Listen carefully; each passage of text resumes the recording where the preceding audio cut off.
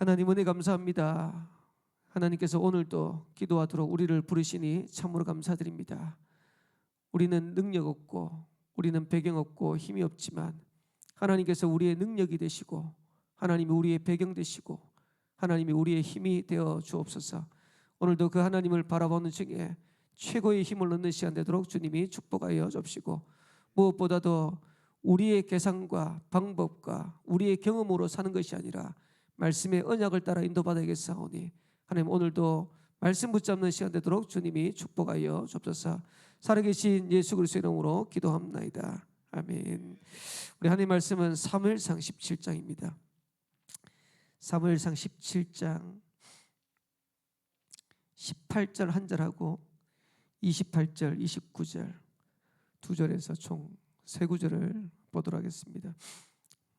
사무엘상 17장 18절 28절 29절 우리 18절은 제가 한 절 읽고요, 28절 29절은 함께 읽도록 하겠습니다. 이 치즈 10덩이를 가져다가 그들의 천부장에게 주고 내 형들의 안부를 살피고 증표를 가져오라. 같이 읽겠습니다. 큰형 엘리압이 다윗이 사람들에게 하는 말을 들은지라. 그가 다윗에게 노를 말하여 이르되 내가 어찌하여 이리로 내려왔느냐, 들에 있는 양들을 누구에게 맡겼느냐. 나는 내 교만과 내 마음의 완악함을 아노니 내가 전쟁을 구경하러 왔도다. 다윗이 이르되 내가 무엇을 하였나이까, 어찌 이유가 없으리까 하고. 아멘. 세상 사람들은 다윗의 형 엘리압처럼 이런 말을 하겠죠. 네 마음이 교만하다, 완악하다, 네가 전쟁을 구경하러 왔다, 하나님 믿으면 되냐, 복음이면 끝나냐, 이렇게 말할 수 있겠죠. 그때 다윗이 한 말처럼 어찌 이유가 없겠습니까? 저와 여러분들이 오늘 한 날도 이유 있는 발걸음 되길 바라고 이유 있는 삶이 되기를 살아계신 주의 이름으로 축원합니다. 군선교대회 통해서 우리 메시지 주셨는데 오늘은 산업선교 메시지 가지고 말씀을 나누겠습니다. 군을 살린 산업인. 세계 군선교대회를 하는데 아마 여러분들이 이런 분도 계실 겁니다. 세계 군선교대회가 이유가 있냐, 또 의미가 있냐, 이렇게 할 수 있는데, 저는 이번에 군선교대회 하면서 느낀 게 뭐냐니까 2375 정유주 살리는데 2375 정유주 비어있는 최고의 엘리트 현장이 군. 뭐 여러분 잘 알겠지만은 우리나라가 발전하는데 제일 먼저 영향을 끼쳤던 게 군입니다. 후진국일수록 군이 영향력이 대단합니다.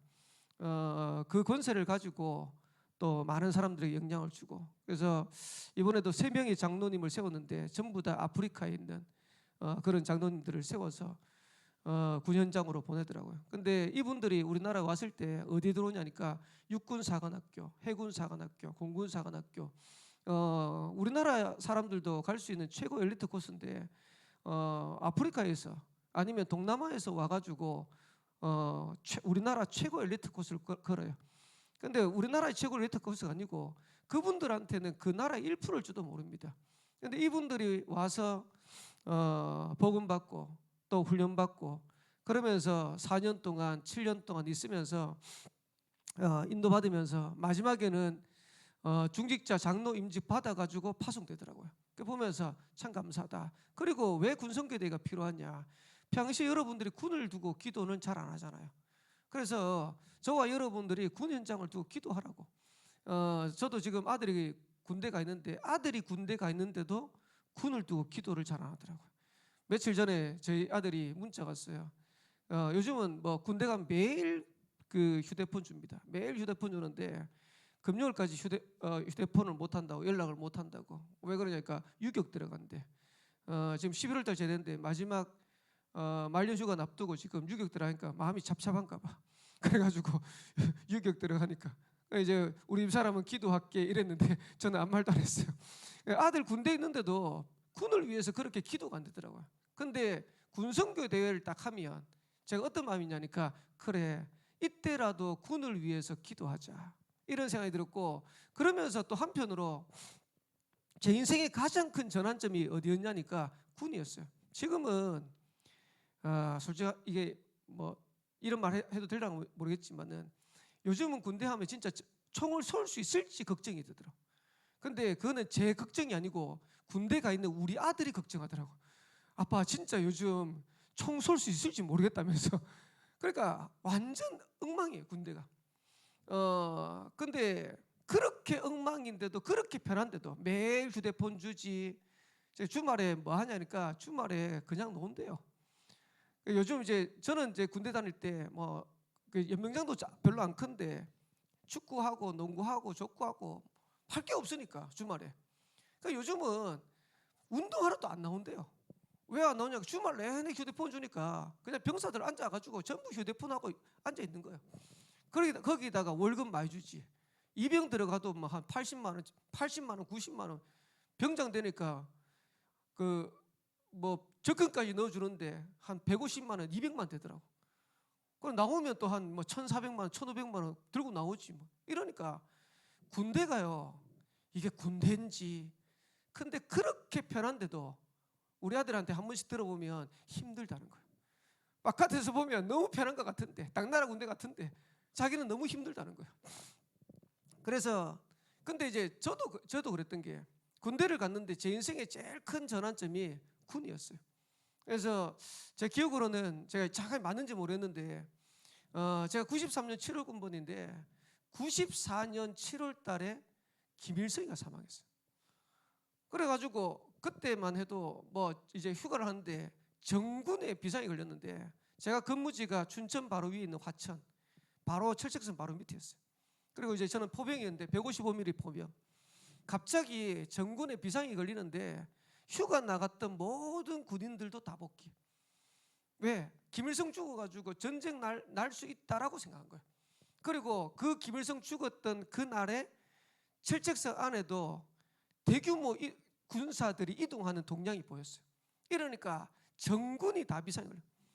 그래서 저는 이제 군대 가가지고 1년 됐어요. 93년 7월 군부니까 94년 7월 됐어요. 그리고 이제 제가 그때 뭘 했냐니까 포병에 사수를 한 거예요. 그러니까 쉽게 말하면 포 위에 앉아가지고 이게 방아쇠를 당기면 포탄이 바로 날아갈 수 있도록 하는 역할을 제가 맡은 거예요. 이래가지고 정군이 비상이 걸리니까 실탄 바로 지급되고, 그 실탄 바로 지급돼가지고 완전 군장해가지고 포상에 내려갔는데, 보통 포상에 가면 그냥 놀거든요, 군인들. 노는데 포상에 올라가지고 장약 포탄 넣고 장약 넣고 그 다음에 그 포상 앞 위에 앉은 거예요. 쉽게 말하면 국방부에서 땅 하면 바로 땡기라는 거예요.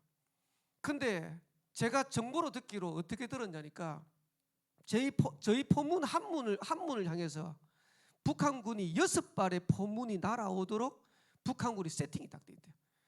그러니까 재래식 무기인데 북한군이 무기 양으로는 훨씬 더 많은 거예요. 그러니까 제가 그런 정보를 아니까, 야, 우리가 여기서 한 발 쏘면 저기서 6발이 동시에 우리 포탄을 여기를 향해서, 포문을 향해서 날아온다 생각하고, 그리고 가만히 앉아 있는데 만약에 전쟁 나면 그 전방은 전부 다 총알 맞이거든요. 그냥 바로 죽는 거거든요. 후방에서 전투기 날아가지고 폭격하기 전에 앞에서 저지하는 선이 전방이거든. 그냥 난 죽었다 이런 생각. 그냥 이제 포 위에 앉아가지고 어떤 생각이냐니까, 결혼도 한번 못 해보고, 제가 그 전까지 제가 연애도 한번 제대로 못 해봤어요. 연애도 한번 제대로 못 해보고, 이게 뭐냐면서 막 이런 별의별 걱정이 들어.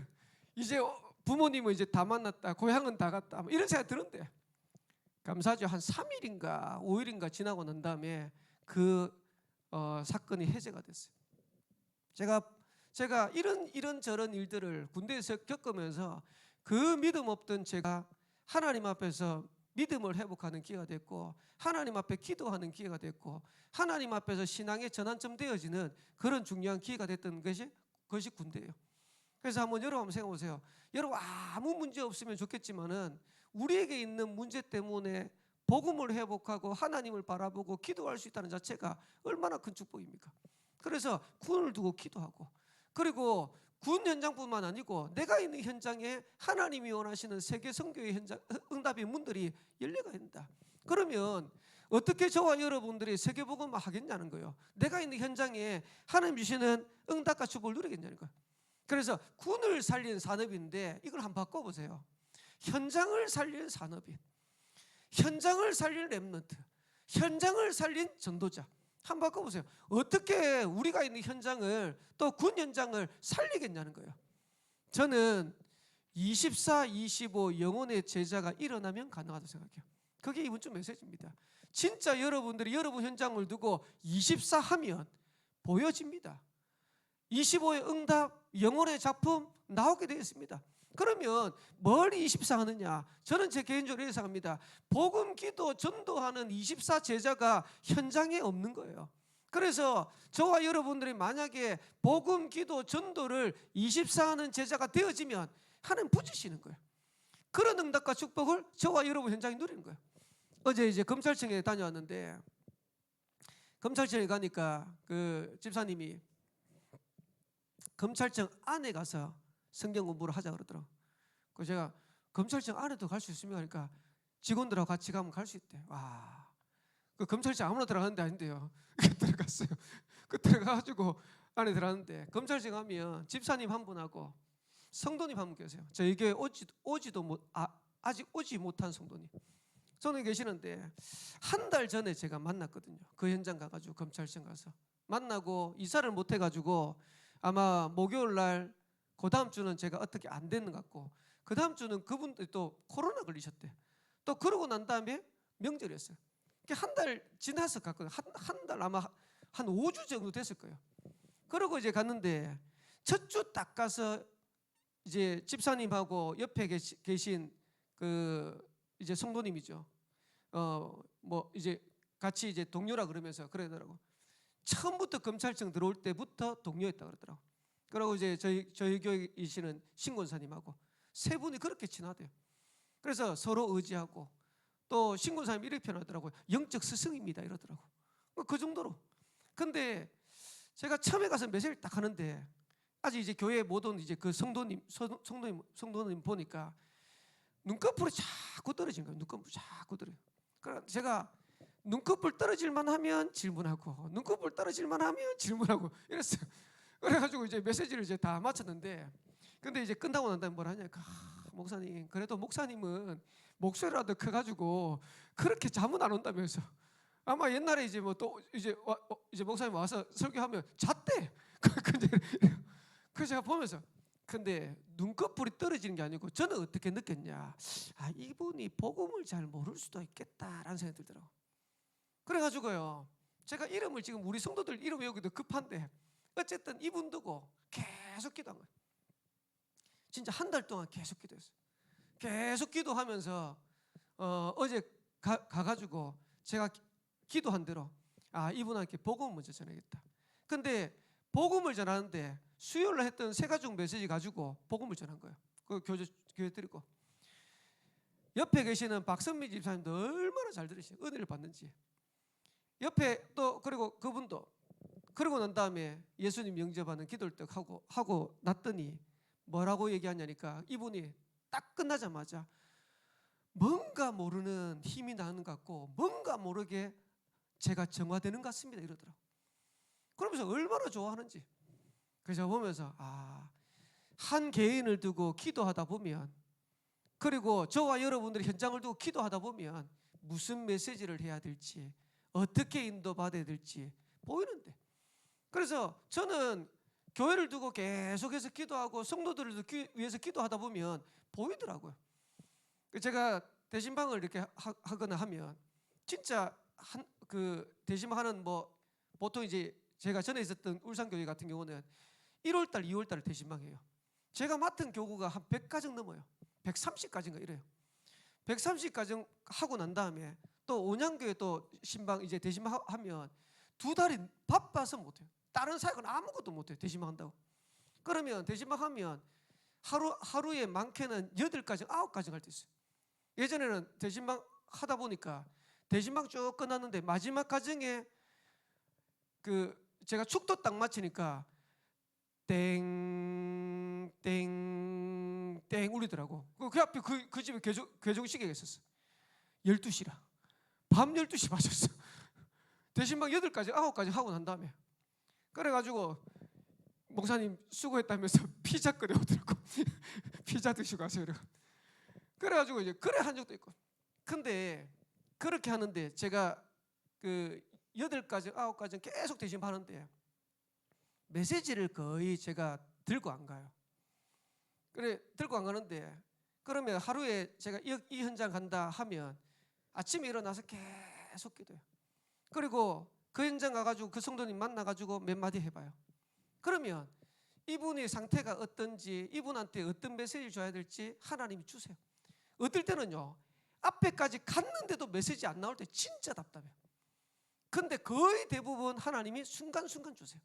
아, 이분들한테 뭐, 왜냐니까 그 해의 메시지 방향 기본적인 건 다 나와 있기 때문에.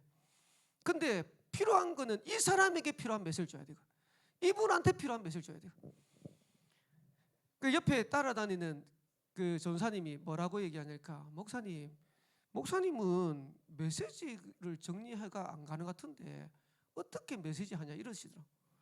메시지를 정리 안 하는데 그 현장을 두고 저는 계속 기도합니다.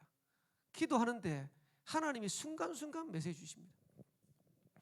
예, 주일날 올라갈 때는 메시지 빽빽하게 정리해 갑니다. 혹시라도 실수하면 안 되니까. 물론 거기서 응용도 되겠지만은, 근데 제가 신방을 가거나 이래 하면 거의 하나님 메시지 주세요. 한 주간 주신 메시지 안에서 인도하면 하나님이 그 현장에 맞도록 인도하세요. 그러니까 여러분들이 여러분 현장을 두고 진짜 24면요 뭐 나옵니다. 저는 제가 있는 현장 두고 기도하는데 하나님 주시더라니까. 그러면 그 24의 증거를 누리는 게 25 아닙니까? 그걸 통해서 나오는 작품이 영혼 아닙니까? 그래서 저는 그래서 합니다. 내가 있는 현장 어떻게 살리냐? 24 하는 제자 나오면 살릴 수 있어요. 우리 교회를 어떻게 살릴 것이냐? 생명빛 교회를 두고 24 하는 제자 나오면 교회 살리는 것이다. 그래서 저와 여러분들이 여기에 대한 언약을 붙잡아야 되는데 한두 명만 일어나야 돼요. 나도 돼요. 소수의 제자만 일어나도 돼요. 그래서 출애굽기 18장 1절에서 20절에 보면 출애굽과 가나안을 정복하는데 몇 명의 제자를 통해 가지고 이 응답을 누렸잖아요. 그 인물이 누굽니까? 모세, 여호수아, 갈렙. 그리고 유목사 한 번씩 얘기하는 기생라합. 뭐 이런 인물 통해 가지고 애굽을 살릴 수 있는 응답과 축복 누린 거예요. 그리고 사무엘상 1장 9절에 11절, 오늘 읽었던 사무엘상 17장 이런 내용 보면 블레셋을 살렸던 인물이 많은 인물이 블레셋을 살린 게 아니고요. 사무엘, 다윗. 그리고 그 사무엘과 다윗을 위해서 기도했던 한나, 이세. 소수입니다. 생명빛교회 진짜 현장 살리는 소수의 제자 일어나게 되기를 살아계신 주의 이름으로 축원합니다. 여러분의 현장을 살리는 소수의 제자가 일어나게 되기를 살아계신 주의 이름으로 축원합니다. 그러면서 열왕기상 18장 1절에 15절에 보니까 아람 나라 엘리야, 엘리사, 오바댜 3명 아닙니까? 이 3명 가지고 하나님은 아람을 바꿨어요. 아람을 살렸어요. 나중에 엘리사를 통해 가지고는 도단성 운동이 일어나도록 축복하였어요. 그 응답이 많은 인물을 통해서 한 게 아니고 소수의 제자. 저는 한 번씩 어떤 생각이 드냐니까 교회가 다 흔들려도 목회자만 안 흔들리면 된다라는 생각이 들어요. 그래서 저만 안 흔들리면 교회 살리는 것이다. 그러면 눈에 보이지 않는 사단 마귀는 어디를 공격하겠습니까? 어쨌든 제가 흔들리도록, 제가 무너지도록 총공격하겠죠. 이걸 알고 영적 싸움할 수 있는 비밀이 있고 복음 안에 있는 축복 누릴 수 있는 비밀이 있으면 상관없어요. 그래서 저와 여러분의 현장에 가거든 항상 기억하셔야 돼요. 나만 이 현장에서 흔들리지 않으면, 나만 이 현장에 복음 안에 있는 축복 누리면 이 현장 얼마든지 살린 것이다. 그래서 거기에 대한 응답 누릴 수 있는 증인들이 한두 명만 현장에서 일어나도요 금방 바뀝니다. 이런 일들이 생명빛 교회 성도들이 있는 현장에서 곳곳에 시작되기를 살아계신 주의 이름으로 축원합니다. 사도행전 10장 1절에 45절에 보니까 로마 복음화에 중요한 응답을 누렸던 인물이 나와요. 그 인물이 누굽니까? 군인이었던 고넬료, 그리고 피장 시몬. 한두 명. 그래서 오늘 현장으로 가시는, 또 현장으로 인도받는 우리 생명빛교회 우리 성도님들 기억하세요. 나 한 사람 통해서 하나님은 내가 있는 현장 얼마든지 살릴 수 있다. 모세가 결단하면 하나님께서는 애굽 배후에 역사하세요.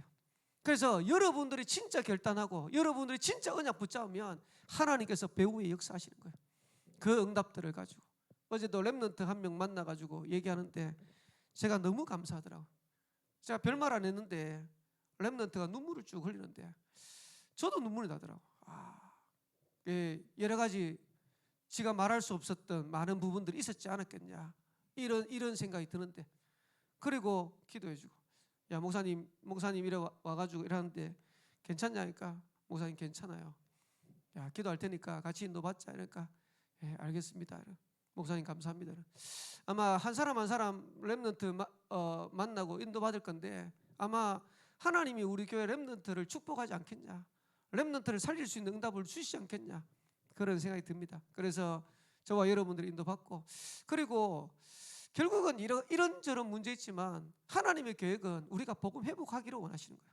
그리고 전도를 회복하기를 원하시는 거예요. 그래서 하나님이 저와 여러분 통해서 어떻게 역사하시는지 그 일의 증인으로 최고로 응답받는 우리 생명빛교회 모든 성도 되기를 살아계신 주의 이름으로 축원합니다. 기도하겠습니다. 하나님, 현장을 두고 24, 25 영혼의 응답을 누리는 제자로 일어나게 되기를 간절히 원합니다. 이 응답을 가지고 내가 있는 현장에 빛을 비추는 전도자의 축복을 회복하기를 원합니다. 하나님, 이 일들을 감당할 수 있는 오늘 하루가 되도록 축복하여 주시고 우리 모든 성도들의 걸음되도록 주님이 역사하시고 인도하여 주옵소서. 하나님, 시공간을 초월해서 역사하시는 그 하나님의 능력이 어떤 것인지를 확인하고 누릴 수 있는 증인 되도록 은혜 베풀어 주옵소서. 살아계신 예수 그리스도 이름으로 기도합나이다. 아멘. 하늘에 계신 우리 아버지여, 이름이 거룩히 여김을 받으시오며 나라의 임하옵시며 뜻이 하늘에서 이루어진 것 같이 땅에서도 이루어지이다. 오늘날 우리에게 일용할 양식을 주옵시고 우리가 우리에게 죄인자를 사하여 준 것 같이 우리 죄를 사하여 주옵시고 우리를 시험에 들게 하지 마옵시고 다만 악에서 구하옵소서. 대개 나라와 권세와 영광이 아버지께 영원히 있사옵나이다. 아멘.